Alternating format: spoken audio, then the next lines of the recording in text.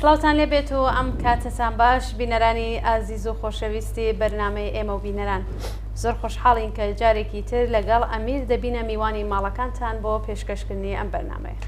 بەڵێ ئازیزان لەلای منیشەوە سڵاتان لەبێت، هیوادارین کە لە هەر شوێیەکان ساغ و سڵامەت بن و مەجالی وەشتان هەبێت تا کۆتایی بەرنامەی ئەم هەفتەیەش لەگەڵمان بن. بەنامەی هەفتەیەشمان کۆمەڵێک پرسیاری ئێوەی ئازیزە کە وەڵام دەدرێتەوە. لەگەڵ گوڵناس لە خزمەتاندا دەبین، دوای ناوبڕێک دێینەوە خزمەتان و بابەتەکان دەست پێ دەکەین. فەرموو.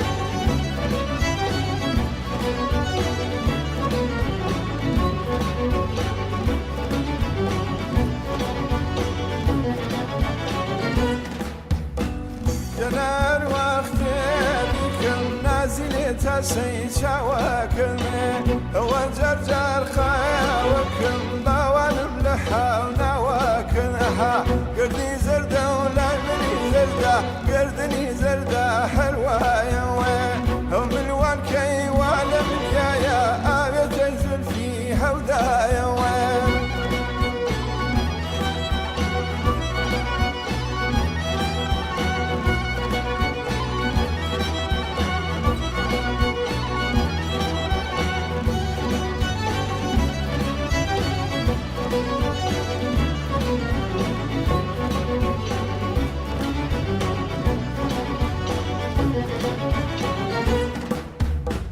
جنشيني باك شمال ناس خيان بني خكتيري هواي مشو يا ركم اي حوار سوخات النيري اها قردني زردة ولا مني زردة قردني زردة حلوة يا وين هم مليون كي ولا من يا ابي تنزل فيها ودا يا وين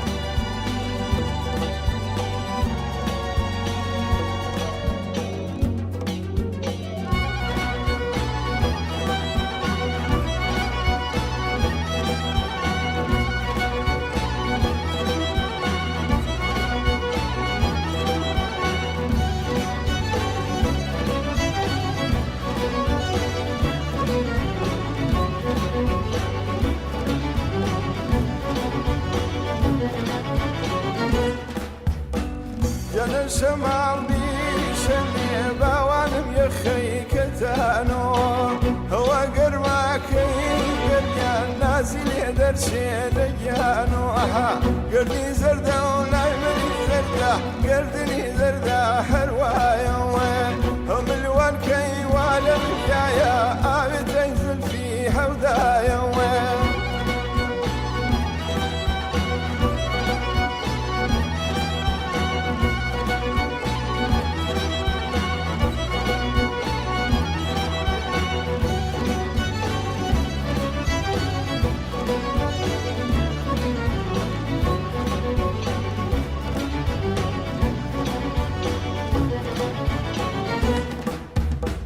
جنتك إذا ينشر نازلتك إلى اللازمين جنا يعزيز شيخ وشابة ونبضى ورشادم أها قردي زردة ولا مني زردة قردني زردة حلوة يا وين هم الوان كي يعلم يا أبي تنزل فيها ودا يا وين هم الوان كي يعلم يا أبي تنزل فيها ودا يا وين هم الوان كي يعلم يا أبي تنزل فيها ودا يا وين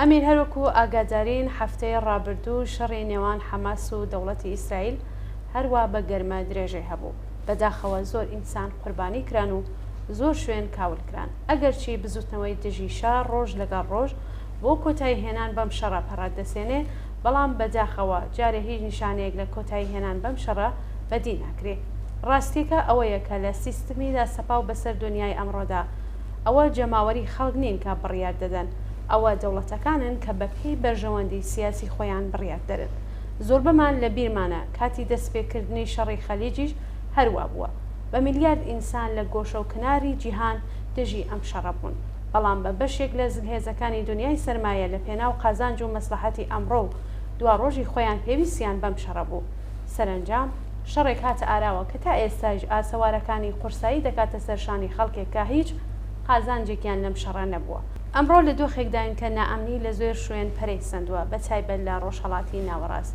ئەو ناوچەیە کە ئێمەش تێدا دەژین بەرژەوەندی جیاواز لە ژێر دروشمی جیاواز لا ململانێدایە بۆ هژمونی بەسەر ناوچەکەدا ململانەیە کە نائەمنی لە ژیان تا ئێستا ئاکامەکانی بووە بڵێ دەرەنجامی ئەم شەڕەی ئێستا لە غەزە چی دەبێ بە باسیەوە بکەین جارێ زۆر ئاسان نییە لەم بارەوە بڕیارێک بدرێت بەڵام وا پێدەچێت بەرژەوەندی جیاواز کە تۆ گوڵناس باست کرد هەر کامە بۆ دامەزراندنی نزمی خۆی بە تایبەت لە ڕۆژهەڵاتی ناوەڕاستدا پێویستی بە شەڕ هەیە ئەگەر چی شەڕ لە ڕۆژهەڵاتی ناوەڕاست دەمێکە دەستی پێکردووە بەڵام وا بە نەزر ئەگات کە شەڕەکانی تا ئێستا نیانتوانیوە نەزمێک سەقامگیر بکەن یەکێک لە هۆی سەرەکی ئەم ناسەقامگیریە نەمانی تاکە جەمسەری لە دنیای سرمایە و سەرهەڵدانی هێزی تر بە تایبەت لەم ناوچەکە هەر کامیان هەوڵ ئەدا جێگە و پێگەی خۆی قایمتر بکات کۆماری ئیسلامی یەکێک لەو هێزانەیە کە ساڵانی ڕابردوو و ئێستاشی لەگەڵ بێ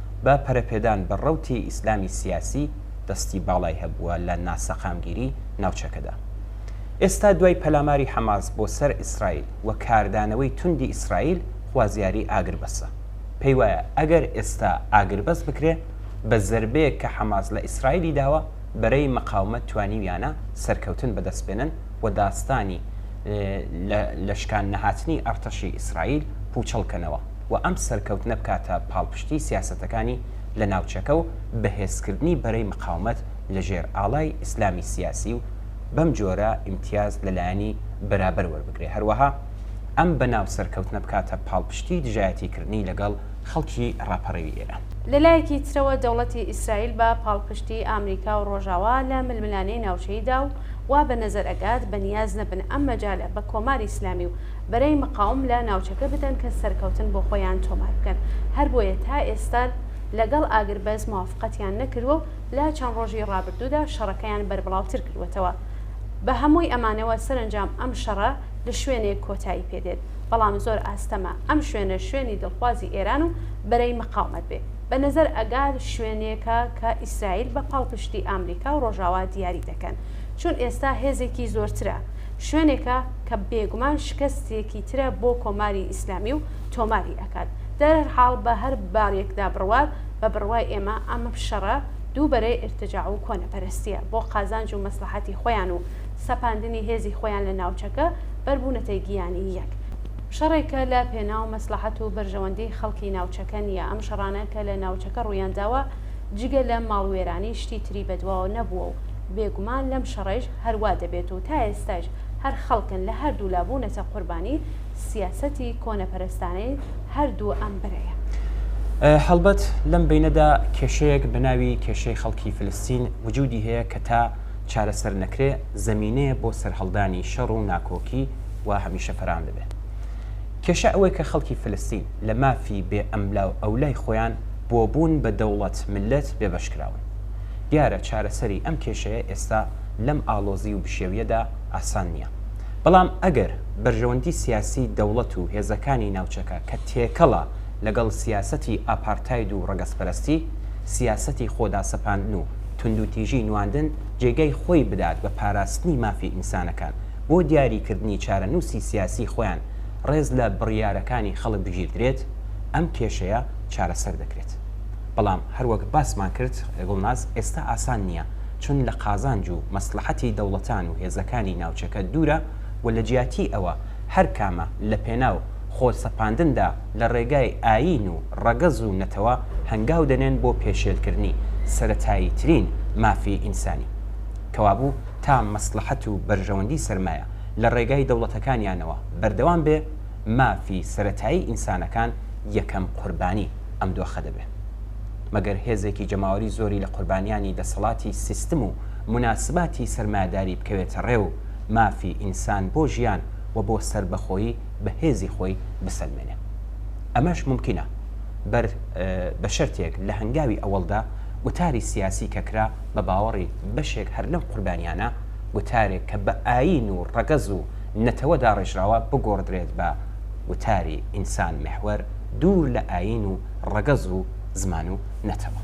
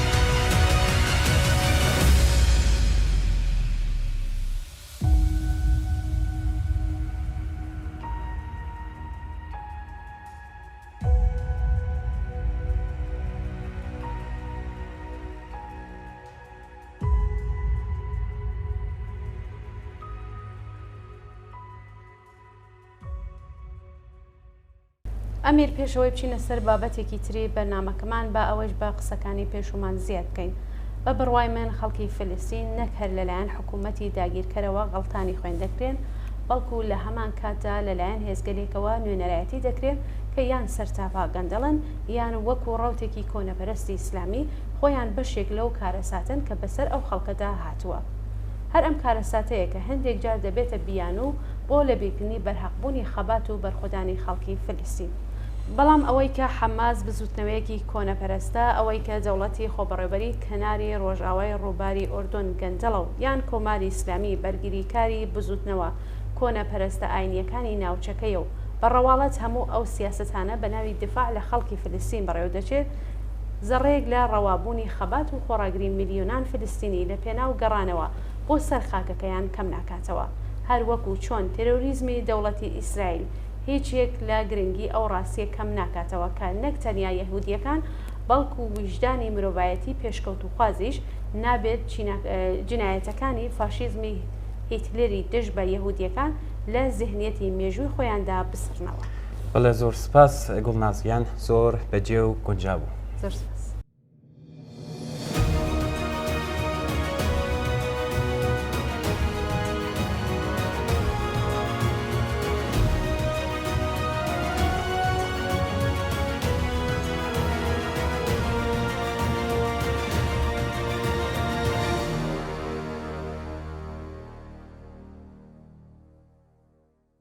ئەمیر کارەساتێکی ترکە لە هەواڵەکانی ئەم هەفتەدا زۆر دەنگیدایەوە مەرگی ئارمیتا گەراوان بوو.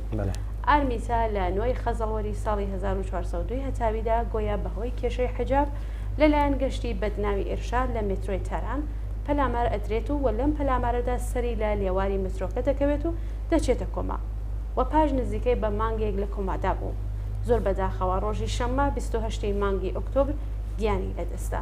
مەودای کوشتنی ژینا و ئارمیتا بەدەستی جەماعەتی ئیسلامی ساڵێک و 13 ڕۆژە.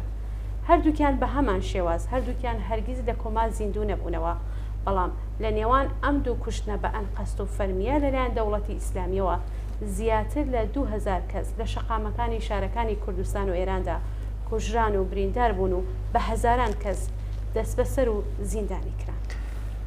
بەڵێ با پرسین بۆچی گوڵناس دوای کوشتنی ژینا ئەم جنایەتانە بوومە لەرزەیەکی سیاسی خستەڕێ بە جۆرێ کەش و هەوای سیاسی ئێرانی گۆڕی و کۆماری ئیسلامی گەیاندا ئاستی نەمان و فەوتاندن. کچان و ژنانی یاخی بوو لە یاساکانی حکوومەتی ئاینی. حیجاب ئەم سمبولەی بێحورمەتیکردن بە خۆیانی فڕێدا و هاواری پاراستنی حرمەت و کەرامەتی ئینسانیان بەرز کردەوە. خەڵکی وە گیان هاتوو دەنگیان هەڵبڕی و هاواری ئازادی و بەرابەری پەرەیسەند. شەپۆلێک لە ئێعتراز و خۆپیشاندان کەوتەڕێکە بۆ سەلماندنی خواستی ژن ژیان ئازادی و بۆ ئەم مەبەستە نەمان و فەوتانی کۆماری ئیسلامی هێنایە دەستوری خۆیەوە.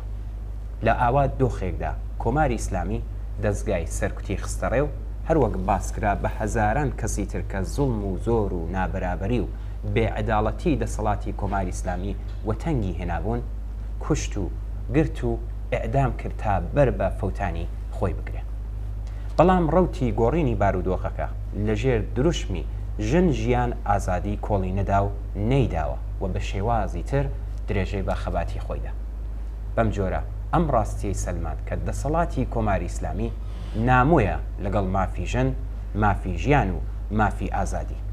ئەم ڕژیمە ئێستایی تر هیچی بۆ نەماوەتەوە جگە لە جنایەت خوڵقاندن. هەروەک ماوەیەک پێشتر ڕۆیا زەکاری کچێکی خەڵکی تەورێزیان ڕەوانەی نەخۆشخانە کرد لە سنە کرماشان ئەحواز بەجنرود و مەشهد کچانی دیکە بەردەوام بەرەنگاری پەیامهێنەرانی مەرگ دەبنەوە و دەستڕێژیان دەکرێتە سەر.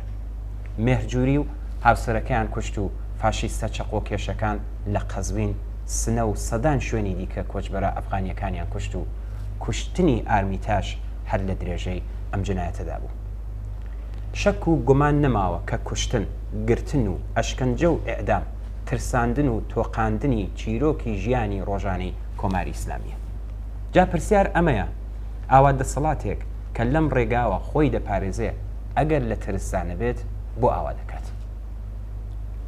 ئارمیتا ڕۆژی 13 خاکەلێوەی ساڵی 1385 لە گوندێکی سەربال لە ڕێستان لەدایک بوو. لە شاری کرماشان گەورە بوو و دواتر لە تاران درێژەی با خوێندندا. ناوبراو کچێکی نوێخواز بوێر وشیار و ئازادی خواز بوو کە لە ڕێگەی تابلۆ وێنە کێشانەوە وشە شیرینەکانیەوە بیرۆکەکانی خۆی دەرەبڕی. لە پۆستێکدا نووسی بووی هەروەها ڕژیمێک کە خەیانەت لە گەنج و لاوەکانی دەکات هیچ داهاتوێکی نییە. لا یەکێک لە ئیستۆریەکانی لە ئینستاگرام لەگەڵ دانانی وێنەی پەنجەرەیە کە هەوای بوومەلێڵی سەر لە بەیانی نیشانەدا نووسیوێتی تەنانەت تاریکترین شەویش کۆتایی دێت و خوارد درەوشێتەوە. ئێستا ئیتر هەموو کەس بە کوژانی ژینا و نیکا و سیاوەش و حەدیس و مهدی و محەممەد و ئێستا ئارمیتا و هەزاران گیان بەخکردووی تر دەناسن. هیچ سناریۆیەک لەلایەن دەستگای ئیطلاعاتی کۆماری ئیسلامیەوە ناتوانێت ئەم ڕاستیە بشارێتەوە کە تۆمەتبارانی پلەیەک سەرانی حکوومەتی کۆنەپەرستی کۆماری ئیسلامین کە بۆ مانەوەی خۆیان لە هیچ ژنایەتێک دەست ناپارێزن. بەڵێ سناریۆی کوشتنی ئارمیتا گراوان سناریۆیەکی دووبارە بوونەوەیە. بە جۆرە کۆماری ئیسلامی ئاشکرا و بەڕوونی ڕایدەگەێنە کە تا دەسەڵاتی هەبێ جەنایەت دەخڵقێنێ چون ڕێگایەکی تری نییە. دەزانێت کە ناتوانێت بزوتنەوەی ژینا بۆ گۆڕانکاری بنەڕەتی لە ژیان ڕابگرێت. دەزانێت حیجابی ئیسلامی ئیتر کار ناکات و دەزانێت تەواوی سیستمی ئاپارتاید لە ئێران لە مەترسی داڕمانیایە. ئەویش باش دەزانێت کە لە ناوڕۆکی ئەم بزوتنەوە کۆمەڵایەتیە ئایدۆلۆژیای ئیسلامی سیاسی نیشانەیە. بۆیە ئەمڕۆ لەگەڵ داڕمانی هەر دیوارێک لەو ئایدۆلۆژیایە ڕێگای پێشڕەوی بەرەو ڕووخانی بناغەکانی سیستمی ئایدۆلۆژی ئیسلامی سیاسی نزیکتر دەبێتەوە. بەڵێ ئەمیر با ئەوەیش باس بکەین کە پاش ئەوەی کە دەستگای ئیطلاعات نەیان هێش تەرمی ئارمیتا بگۆزنەوە بۆ شوێنێک لە دایکبوونی ڕۆژی یەکشەممە 7 ئابان ڕێوڕسمی ناشتنی بە ئامادەبوونی ئەنجامانی بنەماڵە و ژمارێکی زۆری خەڵک لە بەهەش زەهرای تاران بەڕێوەچوو. بەپێی و راپۆرتانە بڵاوکراونەتەوە ڕێوڕسمەکە لەژێر چاودێری توندی هێزە ئەمنیەتیەکاندا بەڕێوەچوو. ژمارێک لە بەشداروان لەوانە نەسرین ستوودە چالاکی مافی مرۆڤ دەستگیر کراوە. بەڵێ گوڵناس پێمان باشە لەم بەشەی بەرنامەکەماندا پەخشانە شعرێک کە هاوڕێی ئازیز و خۆشەویستمان کاک محەممەد قادری بە بۆنەی گیانبەختکردنی ئارمیتا ئامادەی کردووە پێشکەش بە بینەرانی ئازیزی بکەن. پەخشانە شعرەکە سەردێڕەکەی بە ناوی من ئارمیتام. من ئارمیتام خوشکە بچکۆلەکەی ژینام، منیش کچە کوردێکی تەمەن 16 ساڵم، هەروەک ژینای خوشکە گەورەم پەروەردەی ڕەنج و ئازار و کارم. تاوانم کوردبوون و دیاربوونی قژمە، وەکو ژینای خوشکم ئەسیری گەشتی ئێرشاد بووم. منیش لە مترۆی تاران ئەشکەنجە درام، هەر بەو دەردەی ژینای خوشکم گرفتار بوو. گەلێک هیوا و ئاواتی شیرینم لە دڵمدا هەڵگرتووە بۆ داهاتوویەکی نادیار. بەسەرهاتم وەکو خوشکم ژینایە، ڕێگامان هەر یەک ڕێگایە. دوژمنیش ئەو ڕاستیەی زانیوە، بۆیە لە منیش هەر وەکو خوشکم تۆقیوە. دەزانێ نەژینای خوشکم یەکەم قوربانی بوو، نە منی خوشکە بچووکیش ئاخر قوربانی دەبم. ئەم ڕێگایە بەردەوامە و پەڕێبوارە، دڵنیابن تا سەرکەوتن هەدا نادا ڕناوەستێ. چونکە لەم شۆڕشەی ژن ژیان ئازادیدا ژنانی جەسوور و پێشڕە و پێشەنگن. دەبێ ئومێدوار بەدا هاتووی شۆڕشی ژن ژیان ئازادی بن. وەها بە ناخی کۆمەڵگادا چۆتە خوارێ، لە ناو ڕەگ و ڕیشەی جەهل و تەوەحوشدا چەکەرەی کردووە و لێکی ترازاندووە. ئێمە لەم وڵاتە مەینەتبار و مەرگە ساتەدا هەموو ژیانمان خۆڕاگری و تێکۆشانە. مێژوومان پڕ لە شانازی و ئەزمون و کۆڵمەدانە. بۆیە من وەکو ئارمیتا دڵنیام ئەم کاروانەی ژن ژیان ئازادی کە بەرەو ئاسۆی ڕوون کەوتۆتە ڕێ، بێڕاوەستان بێپشودان ڕێگە دەبڕێ تا دەگاتە مەنزڵگای مەقسەد. هیچ لەم پەرێک نەیتوانیوە و ناتوانێ بەری بگرێ. دەبا دەست لەناو دەست بەیەکەوە جارێکی تر ڕاپەڕین و بخرۆشین خۆمان ڕێکخەین تا سەرکەوتن بەسەر ئەو نیزامە جاهل و تاریکەیوە ژیانی لێ تاڵ کردوین، ئاسوودەی و ئارامشی لێ هەڵگرتوین، شادی و خۆشی و خۆشەویستی سەربڕیوین، سەرکەوین و زبڵدانی مێژووی هاوێژین، دایمەزرێنین نەزمێکی ئازاد و نەوین. زۆر سپاس بۆ کاک محەممەد قادری بۆ پەخشانە شێعری کە ببوونەی مەرگی ئارمیتایی گراوە نردوێتی بۆ بەرنامەی ئێمە بینەرە. با بچین ناوبڕێک ببینین گوڵناس دێنەوە خزمەتیان بۆ پێشکەشکردنی بابەتەکانی دیتر.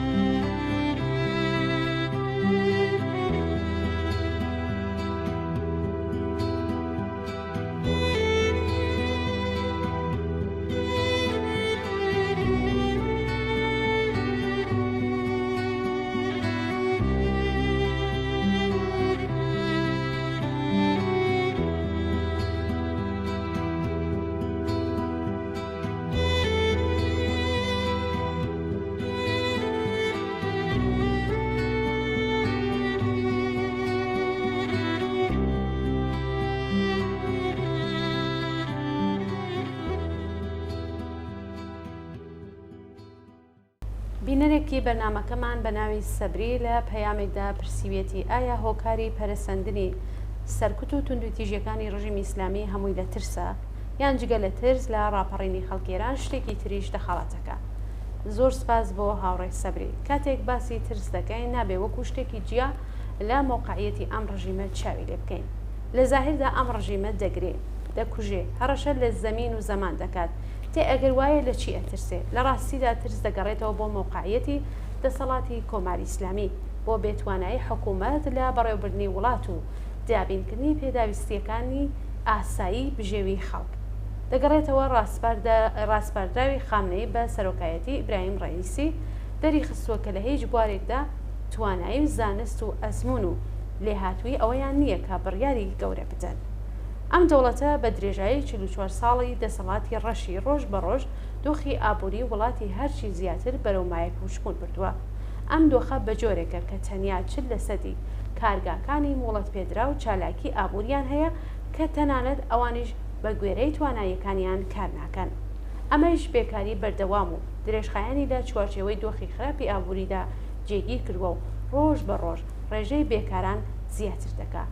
تەوەڕۆم لە هەڵکشانە گرانی بێداد دەکات و ژمارێکی زۆر بنەماڵە دەخرێنە ژێرهێڵی هەژاریەوە. بێتوانایی حکوومەت لە دابینکردنی پێداویستی سەرەتاییەکانی ژیانی خەڵک و کاڵگوەرگرتن لە هێزی کارامە و لێهاتوو بۆتە هۆی ئەوەی کە شەپۆلی کۆچکردن پەرەپسێنێت. بە پێی ئامارە فەرمیەکان مانگانە 150 پەرستاری خاوەن ئەزمون با مەبەستی کارکردن لە وڵاتانی دیکە ئێران بەجێ دەهێڵن. نەک تەنیا پەرستاران بەڵکو و پسپۆڕ و پزیشکانیش حازر نین لە ئێران بمێننەوە. گوڵناز جگە لەمانە لەمڕۆ سیستمی تەندروستی وڵات ڕوبەڕووی داڕمانێکی مەترسیدار بۆتەوە. لە بواری نیشتەجێبوونیشدا دۆخەکە زۆر جێگەی نیگەرانیە. ئیدعای دروستکردنی ساڵانە 1 ملیۆن خانوو لەلایەن ئیبراهیم ڕەئیسیەوە تەنیا لە ئاستی بەڵێنیدا ماوەتەوە و شوێنی نیشتەجێبوونی بێمۆڵەت گەلێک پەرەیسەندووە. بەرزبوونەوەی کرێخان و خەڵکێکی زۆری بێ ماڵ و حاڵ کردووە و شەپۆلی کۆچکردنی لە شارە گەورەکانەوە بەرەو شارۆچکەکان و لە شارۆچکەکانیشەوە بەرەو گوندەکان زیاتر کردووە. کەمبوونی مامۆستاش هاوکار لەگەڵ شەپۆلی دەرکردنی مامۆستایانی بەدەرەوەست بۆتە هۆی ئەوەی کە بەشێکی زۆر لە خوێندکاران بێ مامۆستا بمێننەوە. باس لە کەمبوونی 300,000 مامۆستا دەکرێت لەم ساڵی خوێندندا. پەرەسەندنی شەپۆلی هەڵاوسان و بە تایبەتی بەرزبوونەوەی سەرسوڕهێنەری نرخی هەموو جۆرەکانی خۆراک کاریگەریەکی ئەوتۆی لەسەر سفرەی ئێرانیەکان داناوە کە تەنانەت تەندروستی بە کۆمەڵی خەڵکی ئەم وڵاتی خستۆتە مەترسیەوە. لە یەک گوشەدا دام و دەستگای بەڕێوەبەرایەتی وڵات تەنانەت توانایی دابینکردنی سەرەتاییترین پێداویستیەکانی خەڵکی ئەم وڵاتەی نییە و چەرخی ئابووری دەوڵەت بە تەواوی لە قورچەقیوە. ئەمە ڕاستی ئەم کۆمەڵگایە. کۆماری ئیسلامی ناتوانێت ئەم کێشانە چارەسەر بکات. توانایی ئەوەی نییە، بۆیە ئەم ناتواناییە بە گرتن و کوشتن و زەبر و زەنگنواندن جوبران نەکاتەوە. بۆیە ئێمە باز لە ترسی حکوومەت دەکەین. حکوومەتێک لە سیغەی بەخۆی بێ و جێپێ لە نێو خەڵکدا قایم بێ و خەڵک لە پشتی بن کوا پێویستی بەم هەموو قەتڵ و جنایەتە هەیە. بۆ لە دەرکەوتنی تاڵەمووی کچێک ئاوا کاردانەوەی دەبێت. لە بەرامبەر ڕەخنەیەک تێڕوانینی جیاواز ئەندیشەیەکی جیاواز پەتی سێدارە هەڵدەواسێ. بۆ سانسۆر هەیە بۆ کوشتنی ڕەخنەگەران بەردەوامە. بۆ دوو ڕۆژنامەوان کە هەواڵێکیان ڕۆماڵ کردووە زیندانی دەکرێت. بۆ مامۆستا دەردەکات. بۆ کچان لە مەکتەب مەسموم دەکات و وە هەزاران بۆی تر. بۆیە ئەم کارانە دەکات چون کەسی لە پشت نەماوە. باوەڕی پێ ناکرێت. دەسەڵاتی چوەتە ژێر پرسیارەوە. کەوابوو دەترسێ کە ڕق و قینی کۆمەڵایەتی لە ناوی بەرێ. زەبر و زەنگواندنی لە ترس لە هێز نییە. پێی وایە بەم جۆرە ڕق و قینە مەهار دەکات و خەڵک تووشی کشانەوە دەکات.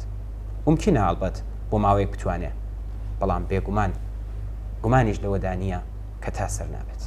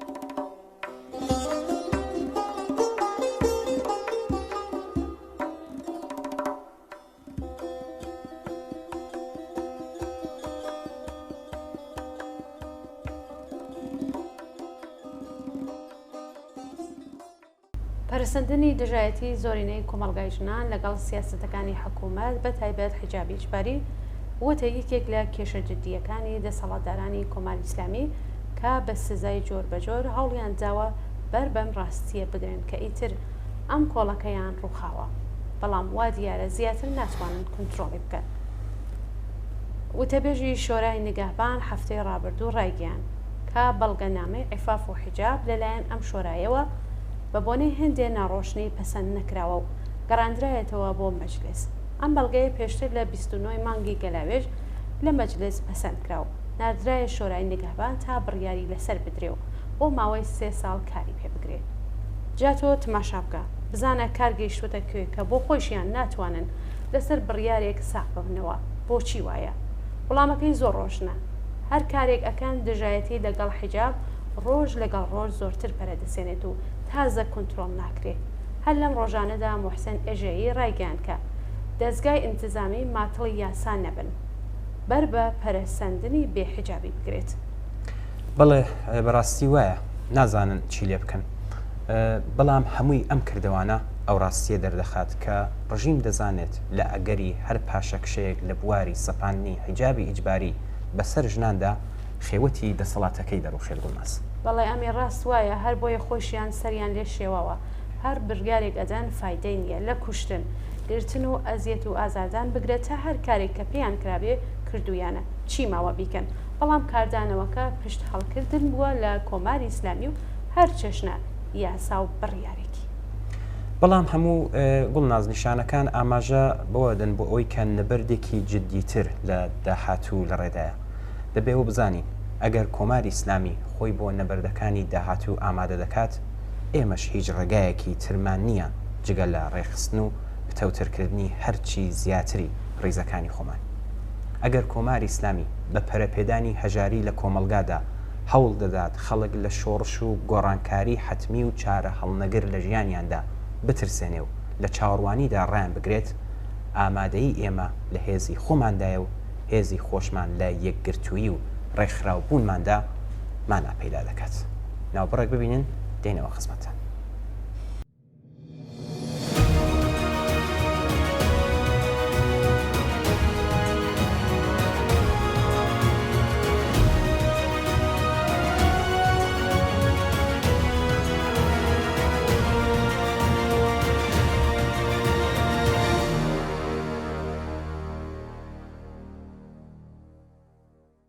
کاک حەمید نامێکی بۆ نردووی نووسیوێتی هەفتەی ڕابردوو ڕاگەاندنی ژمارەیەکی کەم لێ ئێرانیەکان لە دەرەوەی وڵات زۆرترینیان سەر بە سەڵتەنە تەڵەبەکان بوون لەسەر داوا لە ئەمریکا و ڕۆژاوا کە پەلاماری نظامی بۆ سەر ئێران کە بەسەری مارەکە وەسفیان کردووە کاردانەوەی زۆری لێکەوتەوە.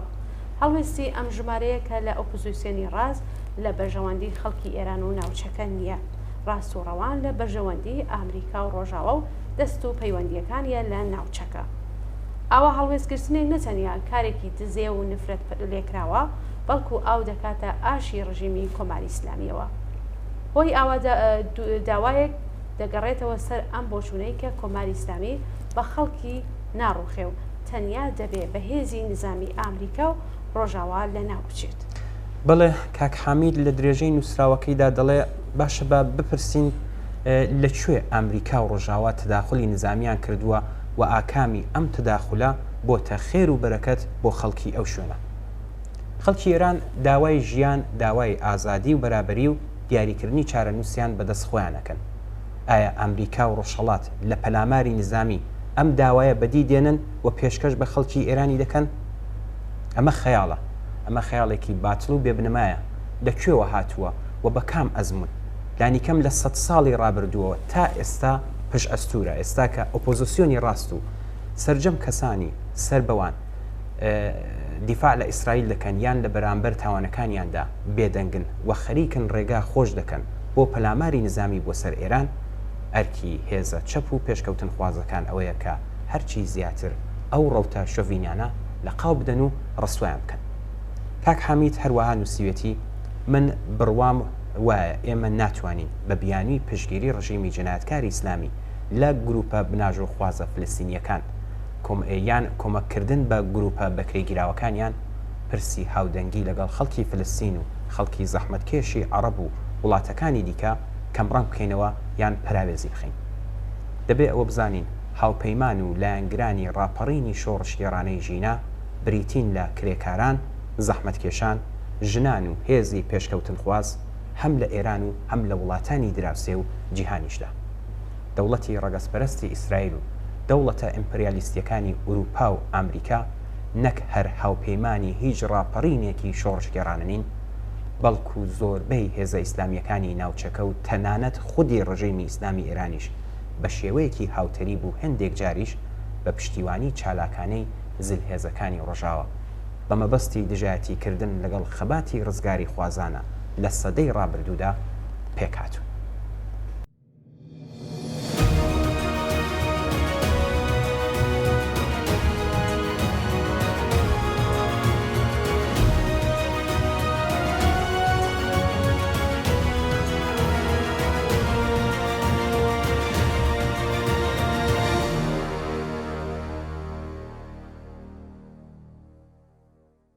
هاوڕێکی بەرنامەکەمان بە ناوی هەستی راپۆرتێکی بۆ نردوین و نووسیویەتی ڕۆژی 14 جۆزەردانی 1402 ژنێکی جوان لە کاتی کارکردن گیانی لەدەستدا.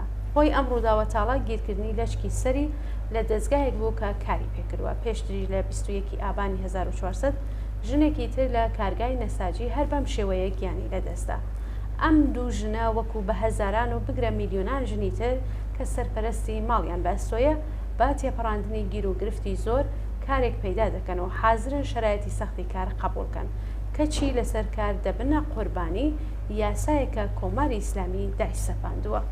بەڵێ هەستی لە درێژەی نامەکەدا نووسیوێتی ئەوانەی وا یاسای شۆنی کاردیاری ئەەکەن نازانن کاریانی چی، نازانن ماندووبوون ینی چی، نازانن کارکردن لە گەرما لە پەنای دەستگایەک ینی چی، ئەسڵەن نازانن ژنێک بە تەنها لە هەلومەرجی وەک ئەمڕۆدا سەرپەرستی خاناوە دەبێت چەندە دەبێت زەحمەت بکێشێ و چەند دەبێ ماندوو بێ و چەند دەبێ بیستنی قسە و ڕەفتاری خاوەنکار و دەوروبەری تەحمل بکات. باوەڕم پێ بکەن زۆر تووڕم ئەوەندە کە هاوار بکەم بەسە ئیتر، بەسە تەقیر و بێحورمەتیکردن، بەسە ئەم دنیا پڕ لە ئێش و ئازارە کە بۆ خەڵکتان دروست کردووە. هەستی هەروان نووسیوێتی گەرێکم نییە شوعار بدەم و تووشی ئەحساساتیش نەبوو، بەڵام بەڕاستی بە تایبەت لە ساڵی پارەوە کاتێک دروشمی ژن ژیان ئازادی بەرزکرایەوە، کچان و ژنان لە ماڵ و شەقام، لە مەدرسە و دانشگا، لە شوێنی کار باڵیان قەدی دەکێشا. هیوایەکم لێ پەیدا بوو کە ڕێگایە هەیە، ڕێگا لە خەبات و تێکۆشانە، چون بەگشت دەسەڵاتێک کە تا سەر ئێسقان لەگەڵ مافی ژن نامۆیە و یەکێک لە کۆڵەکەکانی دەسەڵاتەکەیان ڕووخاندووە. ژنانی ئێران لە ماوەی 44 ساڵی ڕابردوودا زۆرترین سەختی و ئازاریان بەدەست ڕژیمی کۆماری ئیسلامیەوە بینیوە، بەڵام لەم ماوەدا بزوتنەوەی ژنان بە هەموو هەوراز و نشیوەکانیەوە بە پێ بسانەوە درێژەیان بە خەباتی خۆیاندا. لە تەواوی ئەو ماوەیەدا خەباتی ژنان لە پێناو ڕزگاربوونی هەمیشەییدا بەردەوام یەکێک بووە لە پایەکانی خەبات و خۆڕاگری لە بەرامبەر حکوومەتی ئیسلامی و یاساکانیدا. بێگومان ڕاپەڕینی ژنان و خەڵکی ئازادی خوازی سەراسەری ئێران هەنگاو دەنێ بۆ ڕووخاندنی کۆڵەکەکانی تری دەسەڵاتی ئیسلامی. سپاس بۆ هاوڕێ هەستی. هەر ئەوەندە بێژم بیستنی هەواڵی دڵتەزێنی گیان لە دەستانی کرێکار لە شوێنی کار و ژنانی سەرپەرستی بنەماڵە، ئەویش بەهۆی سەپاندنی یاسایەکی کۆنەپەرستانە وەکو حیجاب ئینسان لەم هەموو ناعەداڵەتیە تووڕە دەکات. هەستی گیان تۆ حەق دەکە تووڕەبی، هەروە کە ژنانی ئەم وڵاتە حەقیانە تووڕە بن و هاوار بکەن کە بەسیەتی. هەروەکو تۆش باست کرد ئەم تووڕەییانە کردووە بەقین، قینیان کردووە بەهێز و یەکدەنگ لەگەڵ هەموو ئینسانێکی ئازادی خواز چوون بەگشت دەسەڵاتی پارێزەری نایەکسانی و ناعەداڵەتی لە کۆمەڵگا. خاک این گندم تو خیابونه گوشه خشم من و تو تشنه بارون، حق ما کم نیست زانوی غم نیست، قلب ما که دور از هم نیست، دنیای تازه این یه آغازه، پنجره تارو یا بازه، یا همه با هم یا همه تنها، قبل کعبه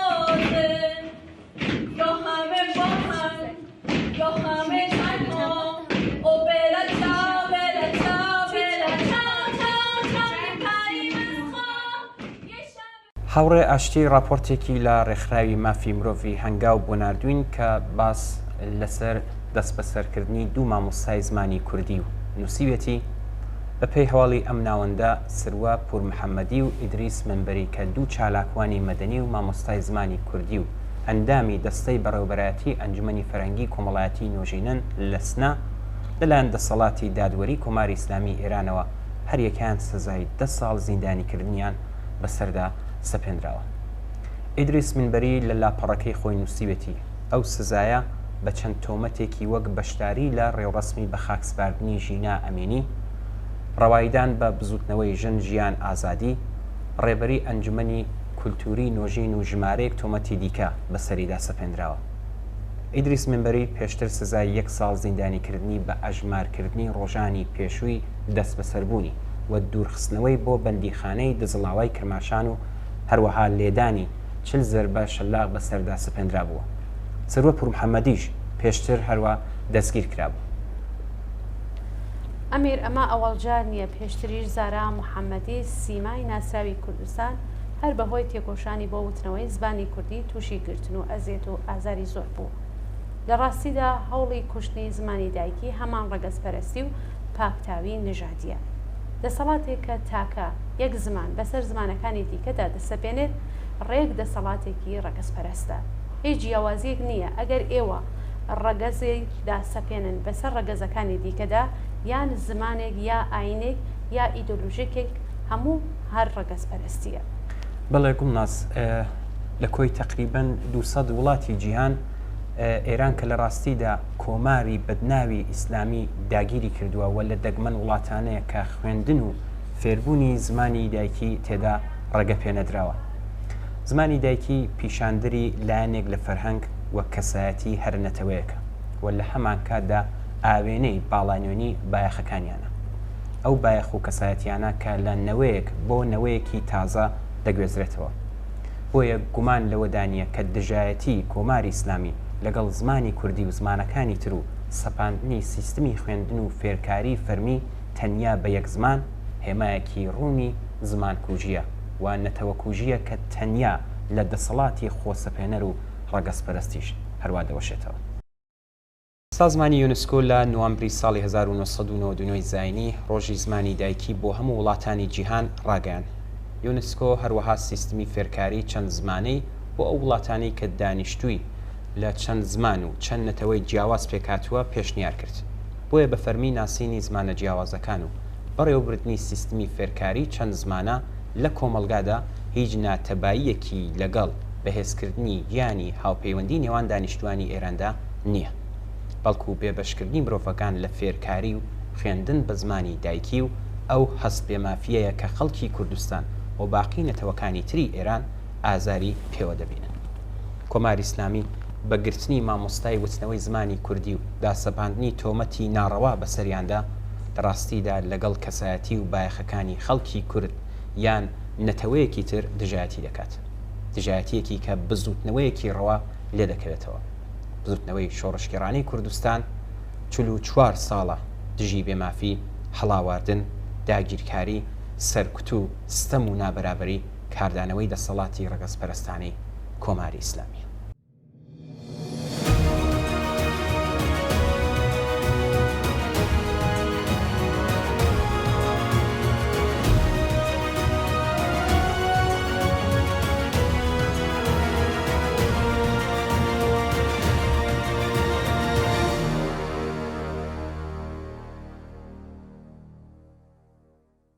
کاک عیرفان نامێکی بۆ نردوون و داوای کردووە بیخوێنینەوە. نووسیوێتی لەم شەڕەی غەزەدا من قسەم لەسەر ئینسانیەتە، نە دژی عەرەبم نە دژی یەهودیەکانم، لای من هەردوو لا مرۆڤن و پاراستنی شکۆیان ئەرکە. بەڵام ئەوەی شایانی بە نفرەت لێکردنا هەردوو دەسەڵاتدارەکەی غەزە و ئیسرائیلن. بە هیوام ڕسوابن وەکو چۆن نازیەکانی ئاڵمان و بەعسیەکان و داعشیەکانی عێراق و شام ڕسوا بوون. ئەوەی حەماس کردی هەر ئەوە بوو کە داعش کردبوویان. ئەوەی ئیسرائیل دەیکات هەر ئەوەیە کە نازیەکان لە دژی جوولەکەکان کردبوویان. جیاوازیان تەنها لە شێوەی سووتاندنەکەیاندایە.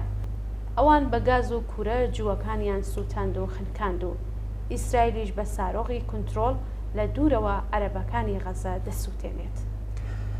کاک عرفان هەردەنووسێ بەڵام با ئەوەش بڵم ئەوە تا ماوەیە کە دەوڵەتی فاشیستی تورک بەربۆتە گیانی خەڵکی کورد لە ڕۆژاوە و جنایەتی سامناک دەخڵقێنن. حکوومەتی پەت و سێدارە لە ئێران هەڕەشە لە خەڵکی کورد دەکات. دەوڵەتی عێراق نانی لە خەڵک بڕیوە. کەس نییە بڵێت ئەم پەلامار و کوشتن و ئەم هەڕەشەکردن و نان بڕینە بۆ خەڵکێک کە داوایەکی ڕەوایان هەیە بۆ چییە؟ با لە کۆتاییشدا ئەوە زیاد بکەم. ئەو کوردە مسلمانانەی هاوار بۆ غەزە دەکەن ڕاز ناکەن. چونکە لە تاوانی ئەردۆغان و کوشتاری ڕۆژاوە بێدەنگن. ئەوانە بەر لەوەی تورک و عەرەب و فارس شکۆیان بشکێنن خۆیان شکێنەری ڕێز و شکۆی خۆیانن. مرۆڤ بە خەم و خوێن و شکۆی خۆیەوە نەبێت شینی بۆ ئەوانی دیکەش درۆیەکی گەورەیە.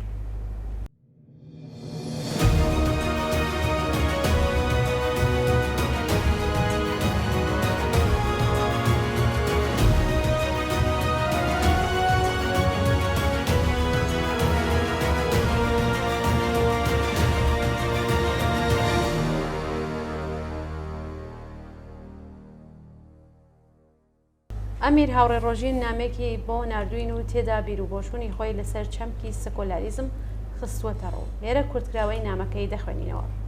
ڕۆژین دەنووسێ سکۆلاریزم سیستمێکی سیاسی خوێندن و پەروەردە دادوەری و بەڕێوەبردننی ژیانی گشتی کۆمەڵگایەکە بنەمای یەکەمی جیاکردنەوەی دینە لە دەوڵەت و دەستور و خوێندن و پەروەردە و یاساکان. بنەمای دومی بریتیە لە یەکسانی هەموو هاوڵاتیان لە بەرامبەر یاسادا جا هەر دین و باوەڕ و ڕەگەز و زمانێکیان هەبێ.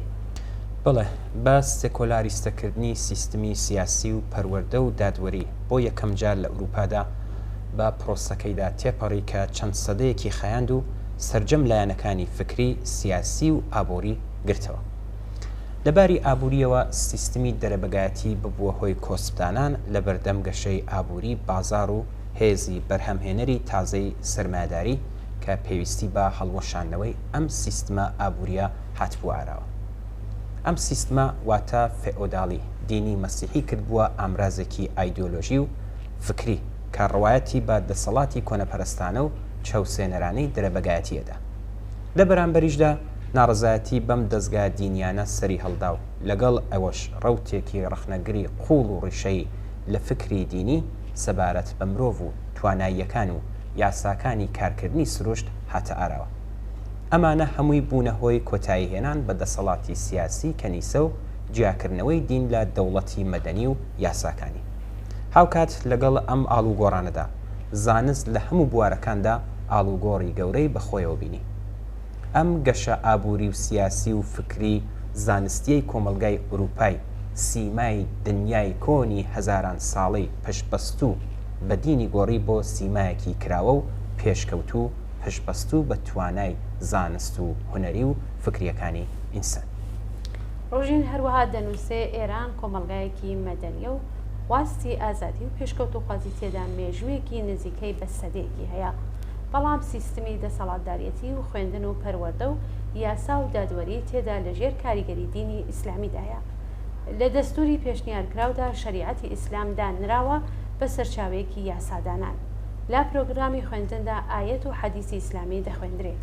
ئەمانە لە پاڵ هەبوونی ژمارەیەکی زۆر لە ناوەندی ئیسلامیەکان وەکو حەوزە و بنیاد و شتی لەم چەشنە کە هەمویان لەسەر بودجەی حکوومەت بەڕێوە دەچێت ڕادەی باڵکێشانی ئاین بەسەر کۆمەڵگای ئێراندا دەردەخات. ئەم یاسا و دەستگا دینیانە جگەلەوەی بە شێوەی جۆراوجۆر پێشێلی بنەماکانی مافی مرۆڤ دەکەن و جیاکاری لە ماف و ناسنامەی هاوڵاتیان دروست دەکەن. ئەمانە هەمویان سەرچاوان بۆ بەهێزکردنی کۆنەپارێزی سیاسی و کۆمەڵایەتی. ڕۆژی لە کۆتایی نامەکەیدا دەنووسێ سیکۆلاریزم خۆی دەقاودەق بزوتنەوەی ڕەخنە دینیەکان نییە، بەڵکو ڕەخنەی دەستێوەردانی دینەکانە لە یاسا و سیستمی پەروەردە و دادوەری و بەگشتی کاروباری دەوڵەتدا. ڕەخنەی سیکۆلاریزم لە دەسەڵاتی دین بەکارهێنی ئەوەیە کە لە هەر سیستمێکدا کە دینێک یان دینەکان بکاتە سەرچاوە بۆ یاسادانان یاخۆت خوێندن و پەروەردە و دادوەری ئەوە مافی هاوڵاتیان یەکسان نابێت و ئەو دەوڵەتە مافتەداتە پەیڕەوانی دینێک و بەو یاسا دینیانە پێشێلی مافی ئەوانی تر کە سەر بەو دینە نین و جیاکاری لە نێوان هاوڵاتیاندا دەکا بە پێی دین و باوەڕەکانیان.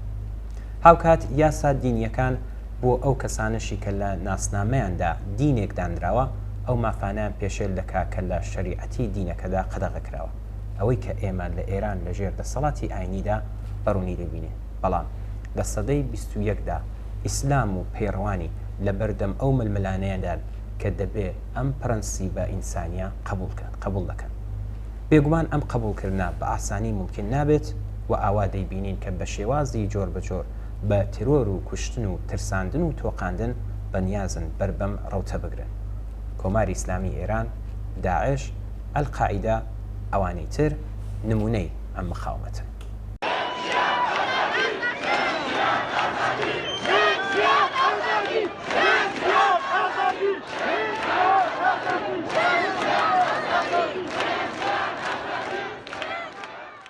کاک فاتح لە پامێکدا دەپرسێ هەرچی دەڕوانمە کردەوەکانی کۆماری ئیسلامی لە زۆر بواردا ڕێوشۆنی فکری جریانی فدایانی ئیسلامیان تێدا دەبینم ئەم جریانە واتە فدایانی ئیسلام چێبوون و ئایا ڕەوتی فکری ئەم جریانە لە کۆماری ئیسلامیدا خۆی دەرناخات زۆر سپاس بۆ کاک فاتح زۆر بە کورتی دەبێ بڵین فدایانی ئیسلام لە ئێران ئەگەرچی هێشتا ناکۆکی هەیە لەسەر ئەوەی کە وەک تاقم بناسرێن یان وەک ڕەوتێکی سیاسی بەڵام بەگشتی لە چوارچێوەی ئیسلامی سیاسیە ئاماژیان پێدەکرێن یەکەمین چالاکی فدایانی ئیسلام لە هاندانی خەڵکی ئێران بۆ پشتیوانی لە خەڵکی فلستین لە کاتی شەڕی عەرەب و ئیسرائیلدا دەستی پێکرد بەڵام فداییان بە پێچەوانەی ئەوانی تر وەک ئیخوان الموسلمین هیچ کات نەبوون بە بزوتنەوەیەکی جەماوەری کە خۆیان بۆ ئامانجەکانیان تەرخان بکەن فدایانی ئیسلام بەهۆی کۆمەڵە کردەوەی تەرۆریستیەوە ناوبانگیان دەرکرد کە لە نێوان ساڵەکانی 1945 تا 1963 زاینیدا بەڕێوان برد لەناو ئەو کەسانەی فدایانی ئیسلام تێرۆریان ڕووناکبیر کەسایەتی دینی و کەسایەتی و کاربەدەستانی حکوومەتیان تێدا بوو نەواب سەفەوی حکمی بێڕێزیکردن بە دینی ئێرتداد واتە بۆ نەیارانی دەردەکرد کە بۆچوونێک بوو لە چەشنی تەکفیری سەید قوتب و فتوای خومینی دژ بە سەلمان ڕۆشتی فدایانی ئیسلام ئەگەرچی ڕێکخراوێکی دانپێندەنراو و قەدەغەکراو بوون بەڵام ساواک لە دەورانی پەهلەویدا لە زۆر کاردا و لە پێناو لاوازکردنی نەیارانی هاوبەشی خۆی لەگەڵ فداییان چاوپۆشی لە کردەوەکانی دەکرد بە هەندێک جار وەک تێرۆری ئەحمەدی کەسرەویدا تەنانەت زانیاریشی پێدەدان نەواب کە لە هەوڵی سەرنەکەوتووی تێرۆری کەسرەویدا دەست بەسەر کرابوو حەد لەلایەن ساواکەوە دوایی بردرا پاشتریش کە ئەندامانی ڕێکخراوەکەی بەهۆی کوشتنی کەسرەویەوە جیران دوایی بە تکای کەسایەتیە دینیەکان لە بەندیخانە دەریهێنان پاش شۆڕشی 1970 زاینی لە ئێران کەسایەتیە بەناوبانگەکانی فدایانی ئیسلام وەک سادقی خڵخاڵی پلە و دەسەڵاتی سیاسیان پێدرا خەڵخاڵی پاش سەرکەوتنی کۆماری ئیسلامی بەسەر ڕاپەڕینی خەڵکی ئێران لەلایەن خومینیەوە بوو بە حاکمی شەرعی دادگاکانی بەناو شۆڕش ئەو حکمی کوشتن و لە داردانی هەزاران کەسی بە تایبەت لە کوردستان بە تاوانی شەڕ لەگەڵ خوددا واتە محارەبە و گەندەڵی لەسەر ئەرز واتە فەساد فی الئەرز واژۆ کرد ڕێکخراوی فدایانی ئیسلام پێش شۆڕشی 1970 و هاتنە سەرکاری کۆماری ئیسلامی وەک ڕەوتە ئیسلامیە هاوچەشنەکانی نەیتوانی بوو بە دەسەڵات بکات تەنیا پاش دامەزراندنی حکوومەتی ئیسلامی لە ئێران توانیان بەشدار بن لە بەڕێوەبردنی حکوومەتێکی ئیسلامیدا بۆیە ژیانی سیاسی فدایانی ئیسلام دوو قۆناغی ئۆپۆزیسیۆن و حکمداری ئەزمون کرد لە حکوومەتدا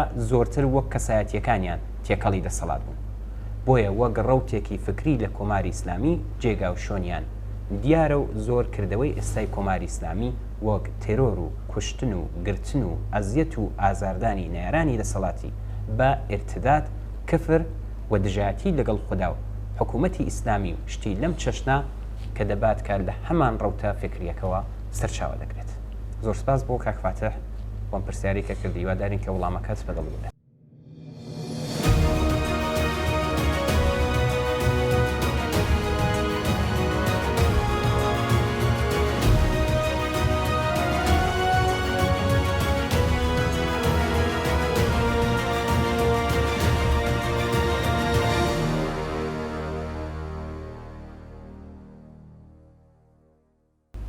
کاکخالی لەسەر ئیسلامی سیاسی داوای هەندێک زانیاری کردووە دیارە لە ماوەی کەمی بەرنامەکەمانە مەجال ئەوە نیە بەوردی باسی هەموو لایەنی مربوط بەم باسە گرنگە بکرێت. لێرەدا زۆر بە کوردی هەندێک زانیاری دەخینە ڕوو کە بە هیوان کاک خالید بتوانێت ئیستیفادە لێ بکات. سەردەمی هاوچەرخی ئیسلامی سیاسی بە دوو ڕووداوی گرنگی سیاسی کۆتاییەکانی دەی هەفتای زاینی دەست پێ دەکات. یەکەم شەڕی مجاهدینی ئەفغانستان لەگەڵ یەکێتی سۆڤیەتی پێشوە. دووهەم شۆڕشی 1970 ئێران کە بوو بەهۆی هاتنە سەرکاری کۆماری ئیسلامی ئێران.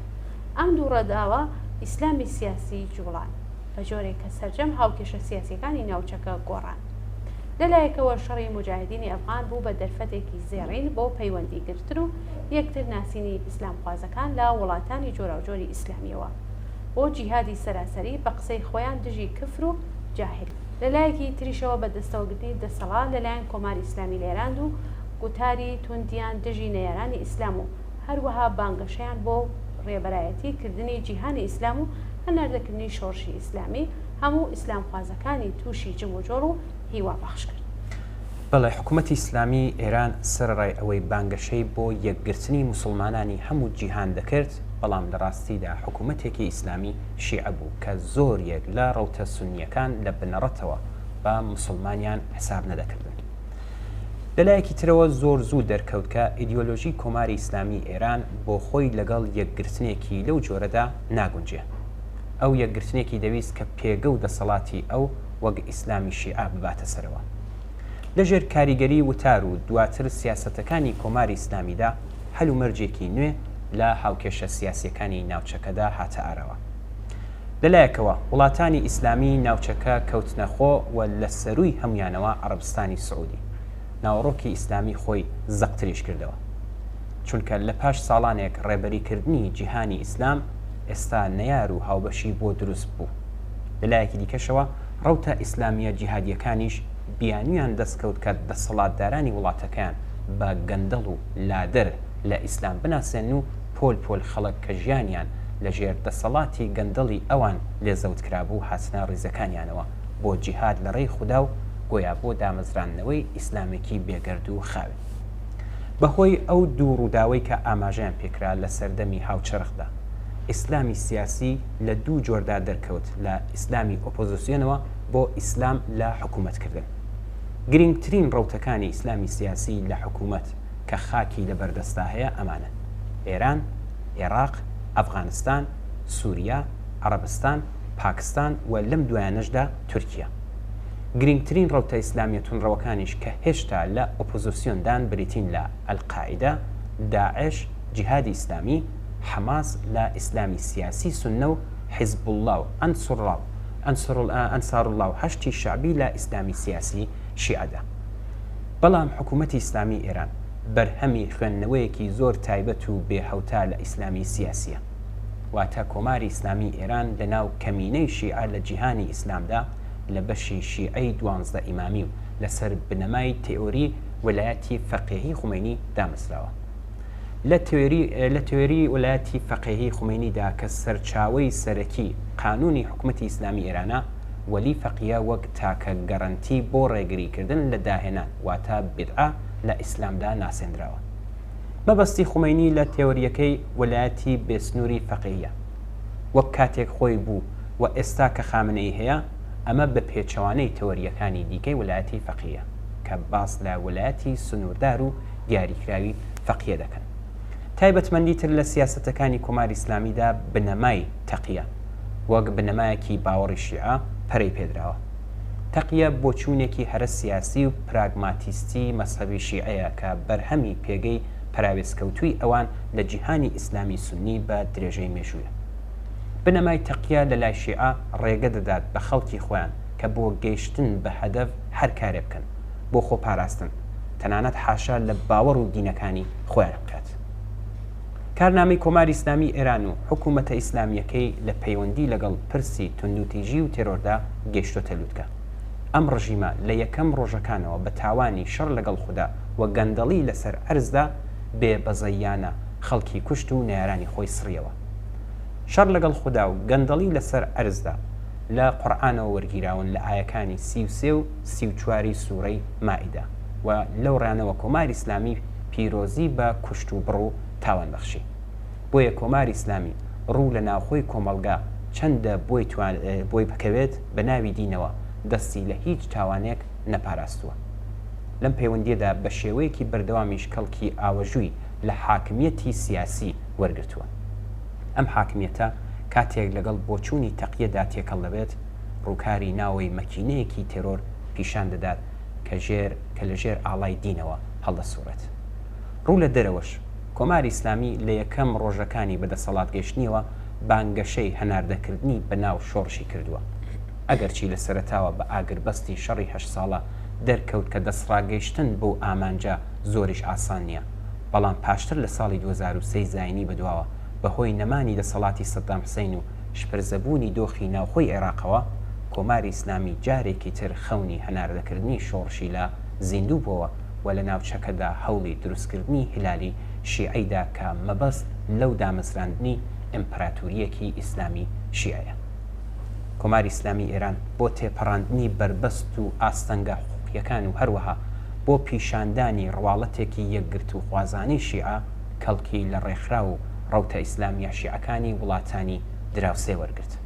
ڕێکخراوگەلی وەک حیزبوڵڵای لوبنان، هەشتی شەعبی عێراق، ئەنسارۆڵ ئیسلامی حوسیەکانی یەمان ئەگەرچی بەناو هاوپەیمانی کۆماری ئیسلامین بەڵام زۆر جار وەک جێبەجێکاری سیاسەتەکانی کۆماری ئیسلامی لە ناوچەکە دەردەکەون. خاڵێکی گرنگتر پشتیوانی تاکتیکی و کاتی کۆماری ئیسلامی لە ڕێکخراوە تروریستی و جیهادیە سوننەکانی وەک تاڵیبان، ئەلقاعیدە و لەقەکانی تر وەک ئەنسارۆڵ ئیسلام و حەماس کە زۆرتر وەک تاکتیک بۆ گۆڕینی هاوسەنگی هێز کەڵکیان لەوەردەگرێت، وەک ئەمەی وا ئەمڕۆ لەگەڵ حەماس لە فلستین دەیکات.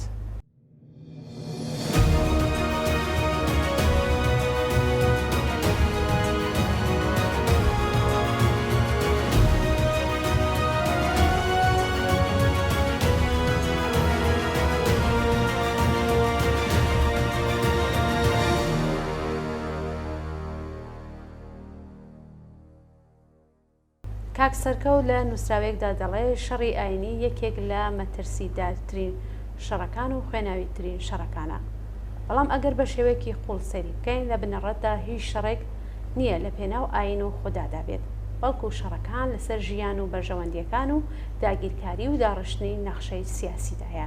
مەسەلەن لە شەڕی سەلیبی کە ئەوروپا کە لە قەیرانی ئابووریدا دەژیا ئەگەرچی وێنەی مەسیحیان بەرز کردەوە، بەڵام ئاراستەی سوپاکە بەرەو ناوچەکانی ڕۆژهەڵاتی دەوڵەمەند بە هەنگوێن و شیر بوو. لە کاتی بڵاوبوونەوەی ئیسلام ئاراستەی سوپاکان بەرەو ناوچە دەوڵەمەندەکانی باکووری بیابانەکانی حەجاز بوو. هیچ سوپایەک نییە کە بە ناوی ئاینەوە ئاراستەی ناوچێکی هەژار و کەم بایەخ کرابێت.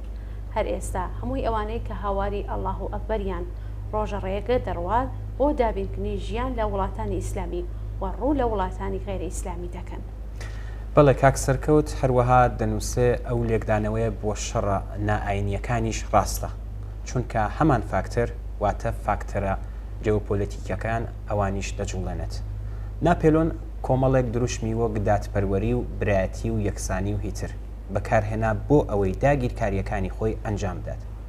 ئەمریکیەکان لە پەنای ئازادی و مافی مرۆڤ و دادوەری کۆمەڵایەتیەوە سوپاکانی خۆیان لە جیهان بڵاو کردوێتەوە، بەڵام ئەو دروشمە گەورانە ئامرازێک زیاترنی بۆ پراکتیزەکردنی استراتیژیک کە بنەما لەسەر ڕەهەندە جێوپۆلیتیکەکان بە هەمان شێوە ئاینیش ئەڵبەت بە پێچەوانەی ئامرازەکانی تر تەنیا بەڵێنی دەستکەوتەکانی ئەو ژیانە بە مرۆڤ نادات، بەڵکو بەڵێنی ژیانێکی تریشی پێدەدات کە لە دوای مردنەوە دێت.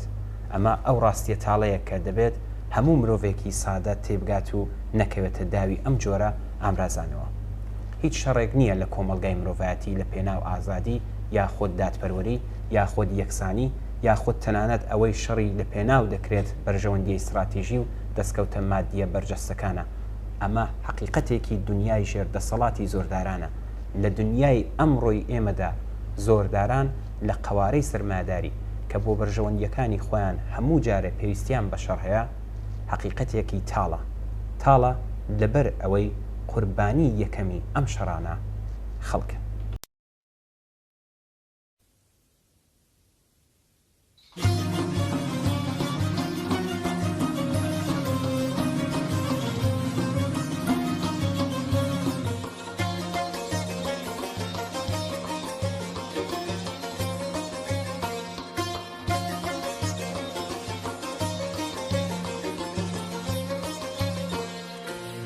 بلنجة بلنجة بلنجة هيش نماوة أي بلنجة بلنجة بلنجة هيش نماوة همي ونبو بزربو لجرها ولي عباوة همي ونبو بزربو بدس حكمي بلاوة أي بلنجة بلنجة بلنجة هيش نماوة أي بلنجة بلنجة بلنجة هيش نماوة همي ونبو بزربو بدس حكمي بلاوة همي ونبو بزربو لجرها ولي عباوة لجرها ولي عباوة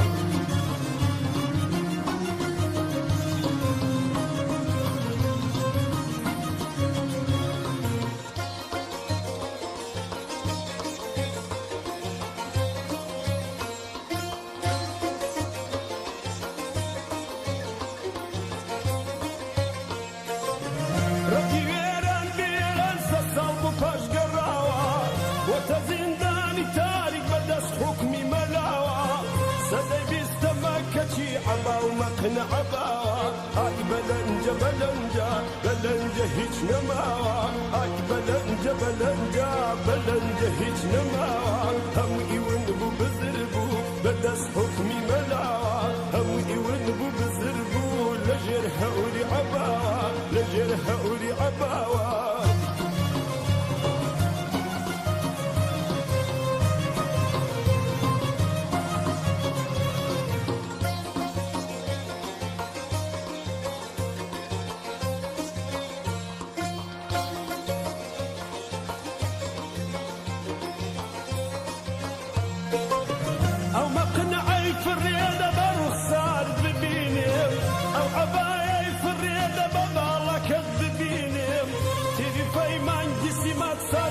كابلين أي بلنجة بلنجة بلنجة هيش نماوة أي بلنجة بلنجة بلنجة هيش نماوة همي ونبو بزربو بدس حكمي ملاوة همي ونبو بزربو لجرها ولي عباوة لجرها ولي عباوة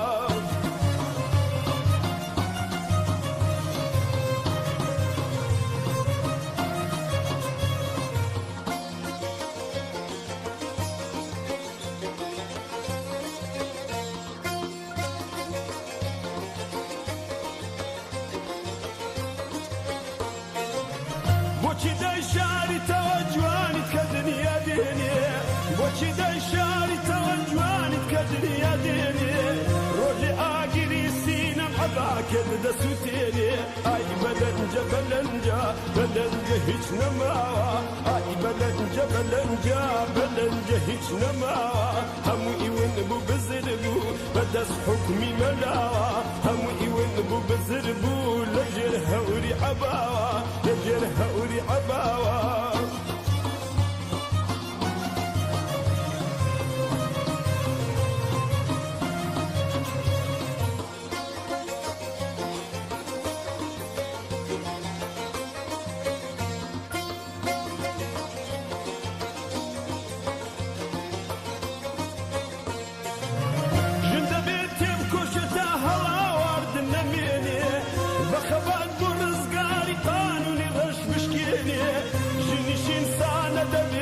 ما في خوي بستيني أي بلنجة بلنجة بلنجة هردميني أي بلنجة بلنجة بلنجة هردميني فقط حكمي ملايا دبي لا تلميني هرا خندك حكمي دبي ونبي لميني أي بلنجة بلنجة بلنجة هردميني فقط حكمي ملايا دبي ونبي لميني فقط حكمي ملايا دبي ونبي لميني هرا خندك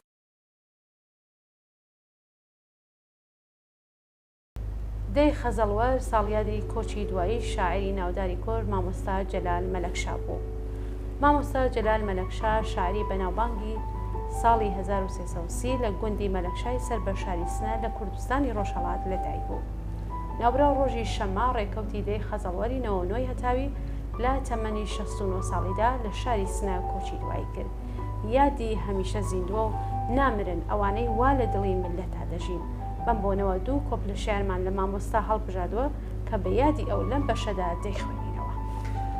بەڵێ یادی ئازیزی بەرز و بەڕێز بێت شێرەکەی لێرەدا ئاوە دەست پێ دەکات من دارێکی باڵا بەرزم گەرچی تووشی مەرگەساتی وەرزی ڕەشم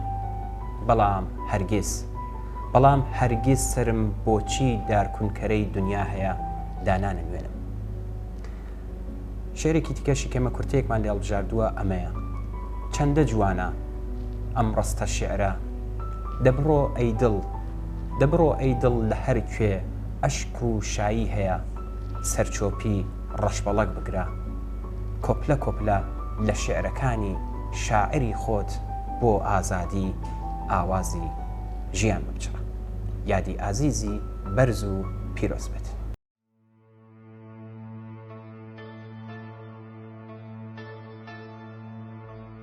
تاسە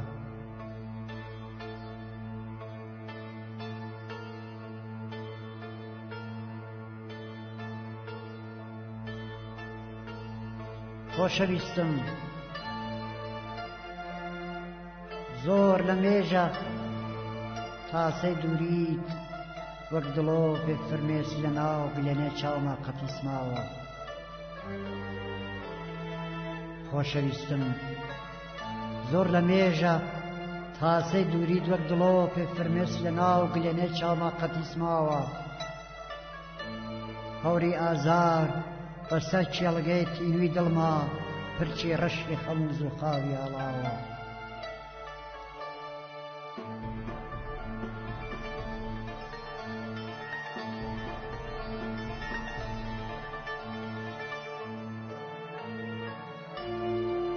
خۆشەویستم تاسەی دووریت بوو بە تفەنگ خۆشەویستم تاسەی دووریت بوو بە تفەنگ دەستی لە ملچیا کرد و نەهاتەوە. تاسەی دووریت بوو بە خەیاڵ ڕۆیی دەرگای سنوورەکان بکاتەوە. تاسەی دووریت بوو بە حەلاج سێدارەی کرد بە جێژوانی دڵاری و ماچ.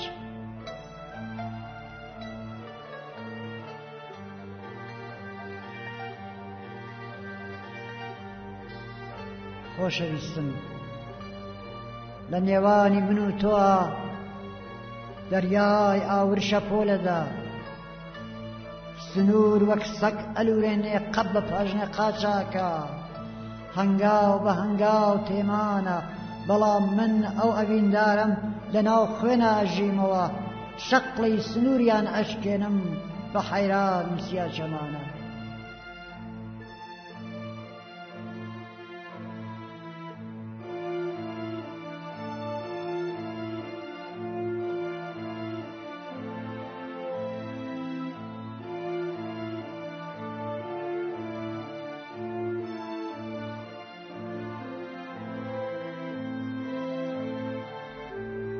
خۆشەویستم باسی دڵاری من و تۆ دنیای گرت و هێشتا ئێمە لە یەک دوورین. باسی دڵاری من و تۆ چاوی مێژووی کردەکانی فەرمێسک و خوێن هێشتا ئێمە سەدە و ساڵ و مانگ ئەژمێرین. خۆشەویستم تۆ ڕێکەوە من هەوڵەدەم تۆ ڕێکەوە من هەوڵەدەم با بە یەکتر بگەینەوە. تۆ بانگم کە من پڕ بەدەم هاوارەکەم وەڵام یەکتر بدەینەوە قەف قەف زەنجیر سنوورەکان ببچڕین و ئەو هێلانە شێواوەمان بکەینەوە بە کوردستان. ئەو هێلانە شێواوەمان بکەینەوە بە نیشتمان.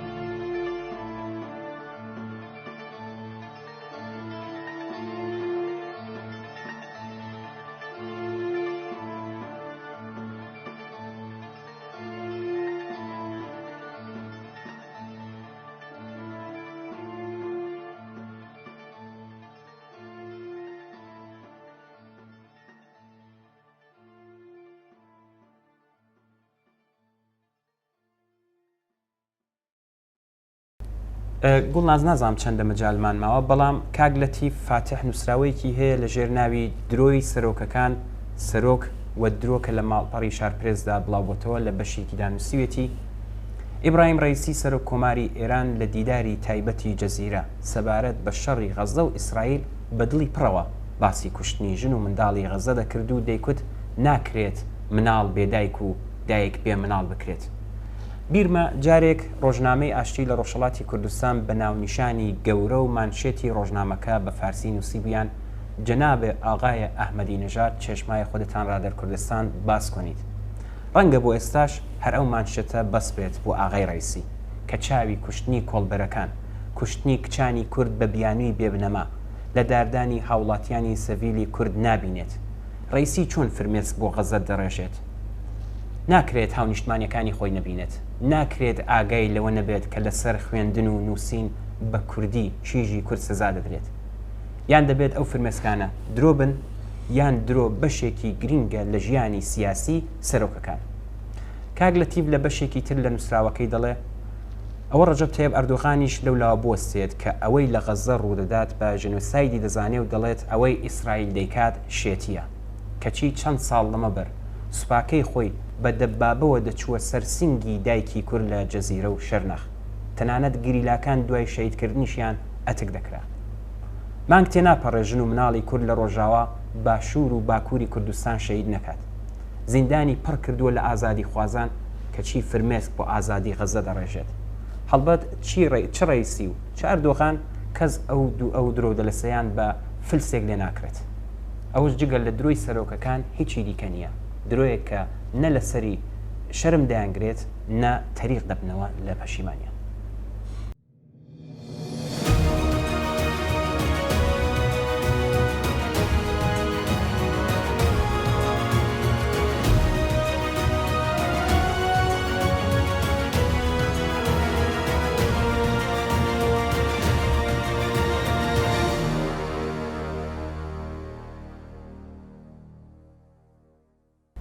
ئەمێ راپۆرتێکمان بۆ هاتووە بە ناونیشانی مردنیش گران بووە کە فەرزانە ئامادەی کردووە و نووسیوێتی هەزینەی شۆردن و گواستنەوەی تەرمی مردوو لە ژووری مردوو شۆرەوە بۆ شوێنی ناشتن و کرینی تەرم و هەزینەی مەداح و هەزینەی هاتن بۆ پرسەخانە و ناشتن و خوراک بۆ خزم و دۆستانەی کە هاتوون خەرجێکی سەیر و سەرسوڕهێنەرە کەوا باشترە دوعا بکەیت کە نەمریت. بەڵێ هەزینەی کفنێکی سادە و ناشتن لە یەکێک لە هەرزانترین بەشەکانی بەهێزارە لە تاران نیشان دەدات کە خەرجی شۆردنی مردووێک 400,000 چمەنە. هەروەها خەرجی گواستنەوەی تەرمەکە لە ژووری مردوو شۆرەوە بۆ بەهێزارە 500,000 چمەنە. و بەردێکی بچووک کە بە شێوەیەکی کاتی لەسەر گۆڕدا دەنرێت 425,000 چمەنە. بەڵام گرنگ ئەوەیە کە خەرجەکان هەر بەوانەوە کۆتایی نایێت. بەڵێ هەزینەی فەرمی کڕینی گۆڕ و ناشتنی لە بەهەشت زەهرا لە پارچە زەمینێکی نوێ نزیکەی 11 ملیۆن چمەنە. شوێنی گۆڕ لە بەشی کۆنی بەهەشت زەهرا زۆر گرانترە، لە نێوان 70 بۆ 115 ملیۆن چمەنە. بێگومان دەبێت هەزینەی نان خواردنی نیوەڕۆ و پێشوازی لێ زیاد بکرێت کە هیچ پەیوەندیەکی بە بەهەشت زەهراوە نیە. بەڵام خاوەنی مردوو بە هەر شێوەیەک بێت دەبێت دابینی بکات. لەسەر فیش هاتووە کە هەر پارەدانانێک بەبێ فیش لە دەرەوەی یاسایە. بەڵام هێندێک لە ساحب مردووەکان دەڵێن کە پارەی دیکەیان لێ وەرگیراوە کە پێ دەچێت بێ چاوەدێری بێت. بۆ نمونە لە فیشی بەهەشت زەهرادا 400,000 چمەن بۆ مەداحی وەرگیراوە. فەرزانە هەروەها دەڵێ کاتی ئەوەی بڵین بمرم ڕاحەت دەبم تێپەڕیوە. ئێستا خەوتن لە گۆڕدا پارەی دەوێت. مردنیش گران بووە و زۆر کەس زۆری پێناشکێ. دەبێت دوعا بکەین کە نەمرین.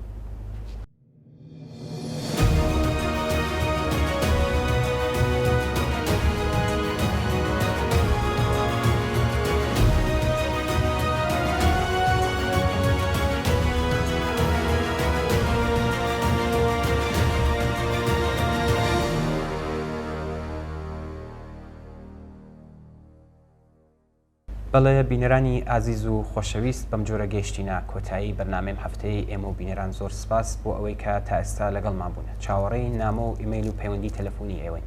بۆ هەرچی زۆرتر ڕازاندنەوەی بەرنامەکەی خۆتان پەیوەندیمان پێ بکەن و ڕابۆچوونەکانتان باس بکەن.